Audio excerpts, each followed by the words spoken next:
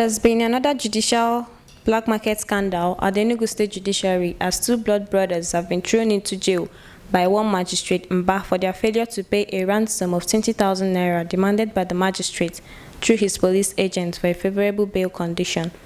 On Thursday, the 13th day of August, two blood brothers who are rural farmers and natives of Ibagwaka in the Weze South local government area of Enugu State were reported to have been thrown into an unlawful detention in prison by one magistrate, A.C. Mba, a chief magistrate in charge of the Weze South Magistrate Court, for the failure of the two indigent boys to pay the ransom fee of 20,000 naira, which the magistrate customarily demands from accused person through his police syndicates for a favorable bail condition for the defendants. According to our judicial reporter and news correspondent Miracle Akona, the two victims were charged before their courts for offenses which are simple misdemeanor of forcible entry and malicious damage on a land in dispute between them and the complainants, which entitles them to a bail as of a right of the court by virtue of the provisions of Section 88 of the Administration of Criminal Justice Law of Enugu State. She reports that the police, which brought these two blood brothers to court, did not hesitate to grant them bail after taking their statements to a surety, and that while they were on police bail, they attended all the interviews scheduled for the parties in the case until they were given arraignment notice to appear in court for their trial on Thursday, 13th August, and they voluntarily went to the court with their lawyer, who applied for their bail after they had pleaded not guilty to the charges brought against them. But Magistrate A.C. Mba, the preceding magistrate, despite all these facts which were laid before him, denied these two hapless brothers access to their liberty by giving them a stringent, impracticable, and unattainable condition of getting two sureties for the bail of each of them,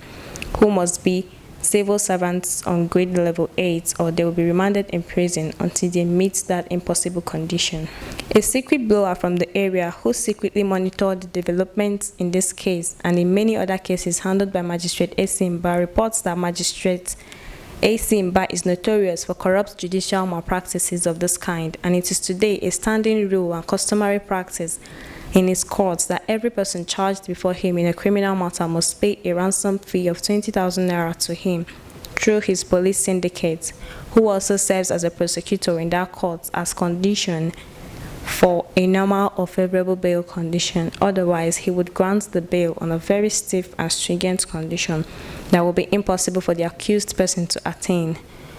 which will invariably force him to pay the money so that the condition of bail can be varied by the magistrate inside his chambers. The two brothers in this latest incident are rural farmers who cannot afford a level 1 civil servant as surety for their bail, but the magistrate knowingly asked them to get a civil servant for each of them, who must be on level 8 for their bail, so that they will be forced to raise the money and to get a reprieve through a variation. But as they cannot afford that ransom, they have since then remained incarcerated in unlawful detention on the orders of Magistrate Mba at the police cell in Iweze South Police Division. When our judicial correspondent confronted Magistrate A.C. Mba with the news of this judicial scandal and requested him to respond to it if he has any facts to contradict the report, he flared up and threatened to even jail the reporter. We equally reached out to the lawyer who appeared for the victims of this judicial scandal, by name Geraldine Madu, ESQ, from the chambers of JMCC Obuka, a famous human rights activist in the state, and she confirmed the report. We equally spoke with JMCC Yobuka himself, who also added that this is not the first time Magistrate Mba will indirectly deny bail to citizens charged to his courts for bailable offenses or ordinary misdemeanors, which the law demands him to grant bail to the accused persons with or without an application for their bail. And in each of those cases, it is either the complainant has paid more money for the bail to be denied, or the accused person is unable to raise the ransom usually demanded by the magistrate through his police syndicate, who prosecutes in that court. He vociferously lamented that the magistrate court, Iweze South District, presided over by Magistrate A.C. Mba, has ceased to be a temple of justice and has lapsed or degenerated into a den of horse traders and temple robbers, presided over by the chief magistrate.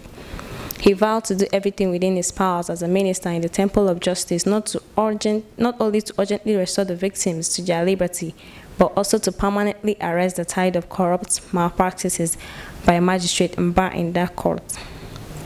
It is indeed usually a black market horse trading in that court for both the magistrate and his prosecutor, which made the former DPO in charge of the area to stop sending criminal cases to that court from his division until he was removed. Up until the time of publishing this report, these two brothers are yet to breathe the breath air of freedom and regain their liberty, not because they are not entitled to bail as rights from the court, or that they do not have a surety who took them on bail at the police station, but simply because they cannot afford to foot the atrocious bill of the corrupt demand of Magistrate A.C. Mba, a chief magistrate who is paid by the state but who has turned himself into a notorious corrupt Caesar in the Temple of Justice, trampling with impunity on the rights and liberties of citizens just to satisfy his corrupt appetite. It is hoped that this report will stir up all those in authority both in Enugu State and beyond, including the NBA and other oversighting security agencies, to rise up against this menace of black market scandals of this nature in public courts. At least let these two victims be the last, and may their plights be urgently attended to and redressed by the appropriate authority in the state. May this not happen again.